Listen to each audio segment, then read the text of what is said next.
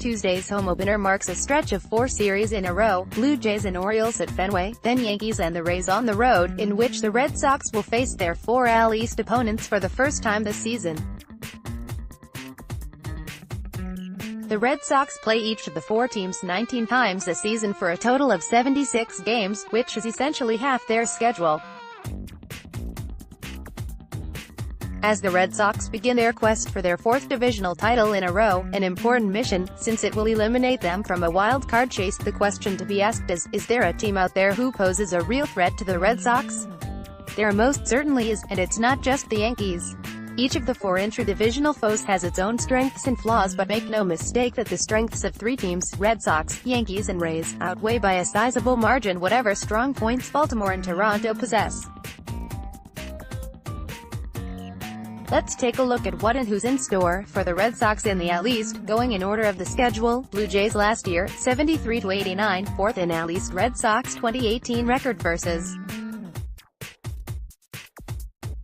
Toronto, 15-4. Runs scored, 108. Runs against, 77.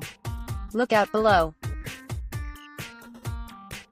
In the last 2 weeks alone, the Blue Jays have traded away 2 key veterans, DH Kendrys Morales to Oakland and center fielder Kevin Pillar to San Francisco, and there's no telling who will or will not be on the roster by the time the team shows up in Boston on Tuesday. The team is in full-fledged rebuild mode, and while a few recognizable faces such as Justin Smoke, Marcus Stroman and Aaron Sanchez remain, few believe that the Blue Jays will not be shopping them or at least listening to offers for them as the season goes along. There are 2 very good players in the lineup, right fielder Randall Grichuk and second baseman Lourdes Gurriel Jr., each of whom is capable of a breakout season. Toronto Blue Jays Vladimir Guerrero Jr. grounds out to third in the 2nd inning during a spring training baseball game against the Philadelphia Phillies, Thursday, February 28, 2019, in Dunedin, Florida. AP photo, Lynn Sladke. Rookie hitting sensation Vladimir Guerrero Jr. will not be with the team this early in the season, not with that oblique injury of his that was conveniently timed, for Toronto's purposes, so that he will not need to be called up before May, at a time where the Blue Jays will be able to squeeze an extra year of service time from him before he enters free agency. Both spring training games between the Red Sox and Blue Jays were rained out, so nobody got a close look at him, but there certainly appears to be universal agreement that he possesses offensive skills way beyond his years. He has a thick body, to be kind, and the Blue Jays will have to be conscious of his conditioning for the rest of his career, but in another year or 2 we should all be singing his actual versus potential praises. By late May, when the Red Sox play the Blue Jays again, Guerrero should be up and playing. Whether or not Toronto will have been mathematically eliminated from the playoffs by then remains to be seen as well. Good luck to Charlie Montoyo, one of the 2 new skippers in the division. Orioles last year, 47-115, 5th in AL East. Red Sox 2018 record versus Baltimore, 16-3. Runs scored, 127. Runs against, 66. Does everyone understand how difficult it is to win only 47 games over the course of a 6-month, 162-game baseball season? It's the equivalent of going 8-19 each month, a mind-numbing rate of failure that in a Stranger Things-like world of reverse logic is worthy of praise for how the Orioles finished last season. And the funny thing is, there is no reason to believe that 2019 bodes any better for Baltimore. You'll be hard-pressed to recognize many Orioles at the plate or on the mound, what with Manny Machado and Jonathan Scope long gone, and now Adam Jones gone too. One name who stayed is Chris Davis, the same Chris Davis who slugged .296 and hit 16 home runs last year, the latest piece of evidence in his alarming decline from when he was a legitimate slugger. He is signed for 4 more seasons, while this will be the last year for another faded slugger, Mark Trumbo. Ex-Royal Alcides Escobar lost his shortstop job to Richie Martin, who leads a cast of young unknowns whom the Orioles hope will form their core 3 or 4 years down the road. On the mound, disappointing Dylan Bundy and underwhelming Alex Cobb and Andrew Cashner will be tasked with keeping their ERAs below 5.00 as they face formidable lineups in and out of their division. Brandon Hyde is the other rookie manager in the division. The smart money shouts that both Hyde and Montoyo are not going to enjoy as much success as Alex Cora did in his rookie season a year ago.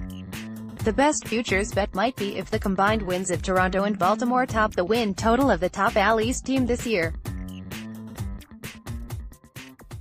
Yankees last year, 100-62, second in AL East. Red Sox 2018 record versus New York 10-9. Runs scored, 116, runs against, 102.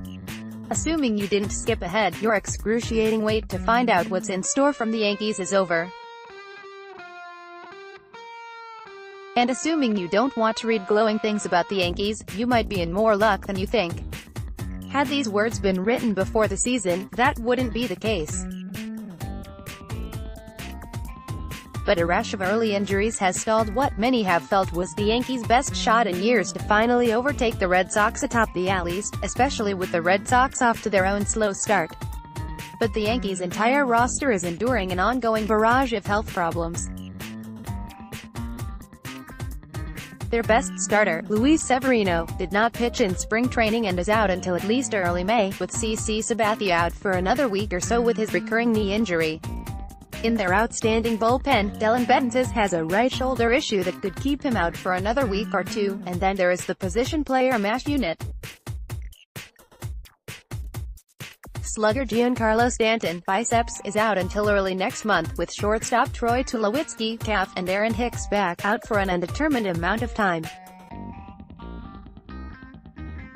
And then there's third baseman Miguel Andujar, who has a labrum tear in his shoulder. If Andujar, who finished second in AL Rookie of the Year voting last year, responds to rest on rehab, he's out for a few more weeks. If he doesn't respond, then he'll have surgery and miss the rest of the season. The Yankees' Gary Sanchez, left, celebrates with Aaron Judge, center, and Giancarlo Stanton, right, after Sanchez hit a 3-run home run off Pittsburgh Pirates relief pitcher Brett McKinney during the third inning of a spring training baseball game Thursday, March 15, 2018, in Tampa, Florida. AP photo, Chris O'Meara. The Yankees lineup still has Aaron Judge, Gary Sanchez and Luke Voit, but a third of the starting nine is out of commission early, plus there are the pitching woes which, combined, make the Yankees' outlook for the first month or two look on paper worse than what's afflicted the Red Sox. This is still an immensely talented team, and the addition of starter James Paxton and reliever Zach Britton were particularly savvy moves from Brian Cashman to shore up the pitching staff's weak spots. There's always the possibility that the flurry of blows this early in the season could add up to some sort of death by 1,000 paper cuts. Or maybe the injuries to Severino, Stanton and Andujar in particular linger longer than expected. But the Yankees have seldom been timid when it comes to making moves that can help them in the short run when they think they have a chance. With the Red Sox looking vulnerable early, and the two punching bags in Toronto and Baltimore, a healthier Yankees team by the end of May will be a far more dangerous team than it is now. In other words, don't be lulled into a false sense of complacency from the current rough patch the Bronx Bombers are in right now. They'll be back. Rays last year, 90-72, third in AL East. Red Sox 2018 record versus Tampa Bay, 11-8. Runs scored, 72, runs against, 80. Even before the Red Sox stumbled out of the gate and the Yankees stepped on a rake, this was the team to keep an eye on in the division, and that's even more the case now. In other words, if you're in a state where sports betting is legal, a wager on the Rays to sneak to the top of the AL East standings at season's end is a wise one given the steep but shortening odds.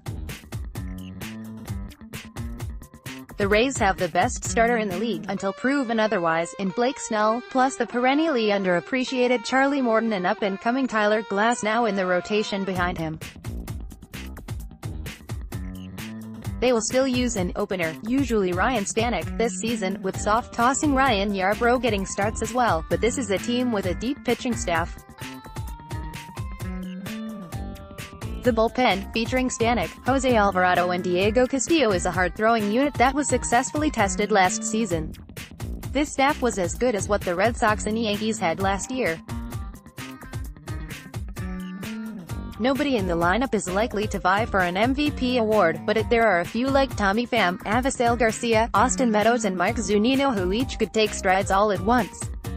This was the best team in the division last September, when it went 19-9, and its 41-25 second-half record was on par with the Red Sox at 40-24. Their biggest need is in the lineup. Should they be able to maintain their current pace of play and take advantage of how the Red Sox and Yankees started, the Rays, with one of the best farm systems in all of baseball, could, and hopefully will, opt to go for it by adding another bat this summer.